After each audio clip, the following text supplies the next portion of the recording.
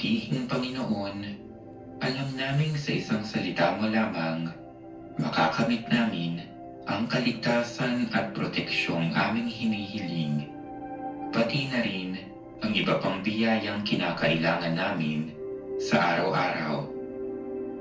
Alagaan mo kami at ingatan, iligtas mo kami sa anumang masama.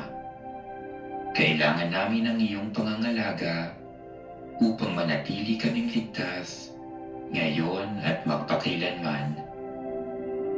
O Panginoon, sa lahat ng pagkakataon, sa iyo ang lahat ng papuri at pasasalamat.